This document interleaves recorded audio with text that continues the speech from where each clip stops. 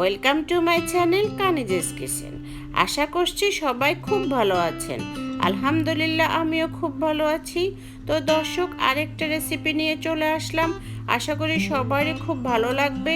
আমি আজকে আপনাদেরকে করে দেখাবো বিফ কিমা পিৎজা। আর এই কিমা পিৎজাটা কিভাবে করা যায় সেটা দেখিয়ে দিচ্ছি। তার সাথে দেখিয়ে দিব কিভাবে একদম সফট তুলতুলে পিৎজা করা যায়। তো আসুন দেখে নেওয়া যাক আজকে আমরা এই বিফ কিমা পিৎজা করার জন্য কি কি লাগছে সেটা দেখিয়ে দিচ্ছি। এখানে আমি নিয়ে নিচ্ছি all purpose flower 2 cup. 2 cup all purpose flower দিয়ে আজকে পিৎজাটা তৈরি করে নেব। এখন দিয়ে দিচ্ছি 1 চা চামচ লবণ, আর দিয়ে দিচ্ছি 1 চা চামচ ইস্ট। এটা ইনস্ট্যান্ট ইস্ট, এটা অ্যাক্টিভ করার কোনো প্রয়োজন নেই। এখন দিয়ে দিচ্ছি ব্রাউন সুগার 1 টেবিল চামচ, আর দিয়ে দিচ্ছি 2 টেবিল চামচ গুঁড়ো দুধ। এখন ড্রাই ইনগ্রেডিয়েন্টসগুলো আমি একটু মিশিয়ে নিচ্ছি। মেশানো হয়ে গেলে আমি এখন দিয়ে দিব একটা ডিম। এটা অপশনাল, দিতে পারেন, না দিলেও কোনো প্রবলেম নেই। তবে যদি আপনারা পিৎজাটা ভালো নরম একদম তুলতুলে চান তাহলে সেক্ষেত্রে এগুলো সব ইউজ করতে হবে। এখন আমি কুসুম কুসুম গরম পানি দিচ্ছি। আপনারা যদি তরল দুধ ইউজ করেন তখন তরল দুধটা কুসুম কুসুম গরম হলেও হয়ে যাবে। আর যদি গুঁড়ো দুধ ইউজ করেন তাহলে সেক্ষেত্রে এরকম কুসুম গরম পানি ইউজ করতে হবে। এখন আমি অল্প অল্প করে কুসুম গরম পানি দিয়ে দিচ্ছি আর একটা হ্যান্ড হুইস্ক দিয়ে মিশিয়ে নিচ্ছি। যতটুকু সম্ভব হ্যান্ড হুইস্ক দিয়ে করে নিব, বাকিটা হাত দিয়েই মথে নিতে হবে। ব্রেড এবং পিৎজার ডোটা হাত দিয়ে ভালোভাবে মেখে নিতে হবে। এখন আমি হাত দিয়ে মেখে নিচ্ছি। আমার ডোটা একটু বেশি নরম মনে হচ্ছে, এই জন্য আমি আরও একটু ময়দা দিয়ে দিব।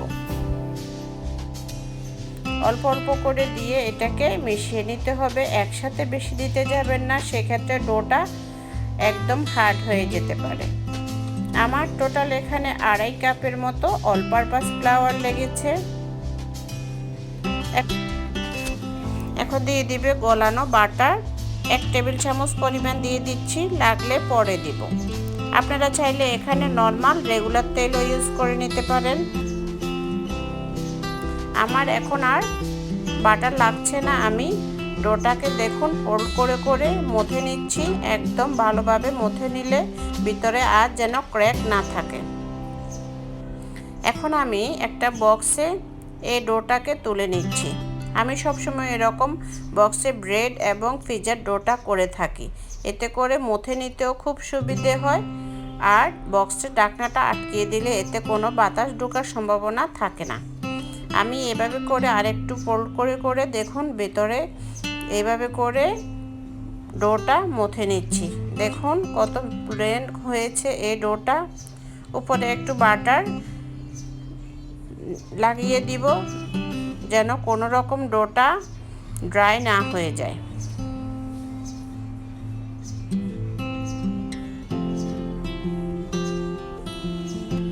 এখন আমি ঢাকনাটা আটকিয়ে 1 থেকে 1.5 ঘন্টা পর ফিরে আসছি।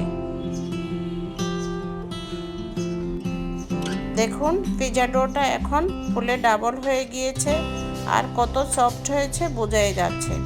এখন এটাকে তুলে আমরা এখন আর বেশি একটা মথে নেওয়ার কোনো প্রয়োজন নেই। জাস্ট চারধার থেকে এরকম ফোল্ড করে করে আমরা চেপে চেপে গোল আকৃতি করে নেব আর গোল করে একটা পিৎজা রুটি বানিয়ে নেব। আপনারা যে শেপে বসাবেন সেই শেপ অনুযায়ী ডোটাকে নেবেন। আমি একটা বড় 14 ইঞ্চি মোল্ডে আজকে পিৎজাটা করে নিব, সেই জন্য আমি একটা বড় রুটি বানাবো। অবশ্যই রুটিটা একদম পাতল করতে হবে, একটু পাতল করলে পরে আবার আমাদের পিৎজাটা ফুলে উঠবে, সেজন্য। দেখুন আমি এরকম পাতল করে নিয়েছি আর একটা ট্রেতে তেল ব্রাশ করে নিয়েছি।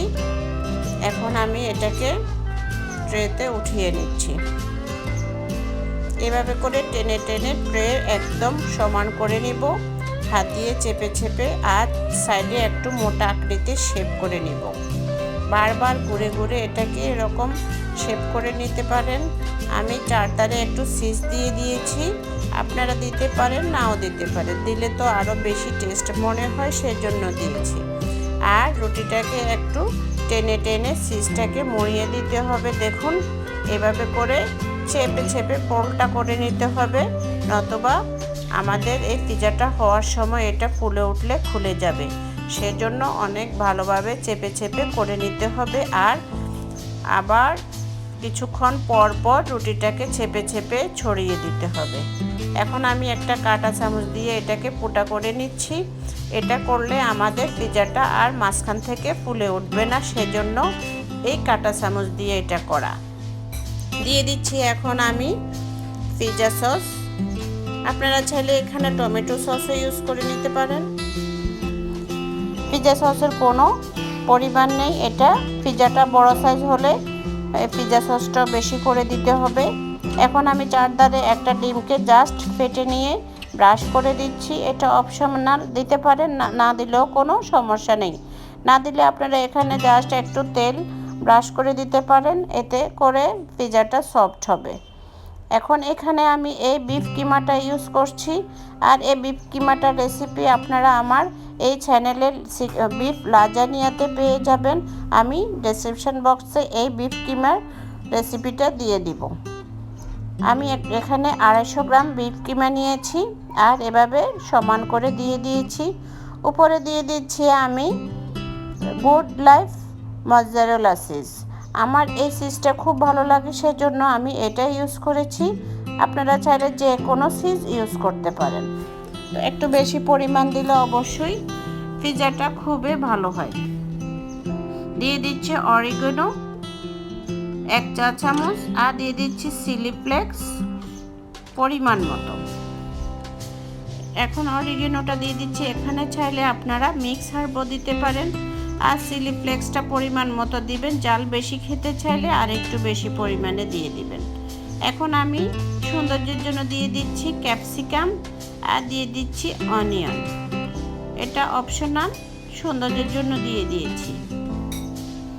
এখন এটা আমি ওভেন চুলায় বেক করে নিব 20 মিনিটের জন্য। আপনারা চাইলে এটা একটা ননস্টিক পাতিলে স্ট্যান্ড বসিয়েও ঢাকনা দিয়ে ওভেনের চুলোর উপরে করে নিতে পারেন। আমি 20 মিনিট পর দেখাচ্ছি পিজাটা কীরকম হয়েছে। দেখুন 20 মিনিট পর পিজাটা কত সুন্দর হয়েছে। চারধারটা একদম ফুলে তুলতুলে হয়ে গিয়েছে আর চিজটাও সুন্দরভাবে গলে গিয়েছে। এখন আমি ঠান্ডা হওয়ার জন্য অপেক্ষা করছি।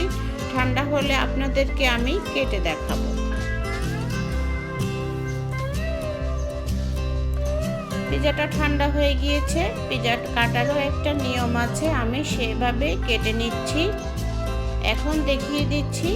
দেখুন উঠালে বোঝা যাচ্ছে কত সুন্দর, আর সাইডের শেপটা কত সুন্দর, চিজটা বের হয়ে যাচ্ছে, লক্ষ্য করুন। তো এইভাবে আপনারাও বাসায় একদম সফট তুলতুলে পিজা করে নিতে পারেন। এটা খেলেই বুঝবেন যে এটা কত মজার। আমরা কম বেশি সবাই পিজা বানাতে পারি, কিন্তু এই বিফ কিমা পিজাটা আপনারা করে নেবেন, করে টেস্ট করবেন যে এটা কত মজার। দেখুন ব্রেডটা কত সুন্দর হয়েছে, ভিতরে চিজটাও গলে গিয়েছে। তো বাচ্চারা একদম চেটেপুটে খেয়ে নিচ্ছে, লক্ষ্য করুন। যারা কানিজেস কিচেনকে সাবস্ক্রাইব করেছেন তাদেরকে অনেক অনেক ধন্যবাদ জানাচ্ছি। আজ এই পর্যন্ত। সবাই ভালো থাকুন, সুস্থ থাকুন। আমার রেসিপি ভালো লাগলে ফ্রেন্ডস অ্যান্ড ফ্যামিলির সাথে শেয়ার করবেন। আল্লাহ হাফেজ।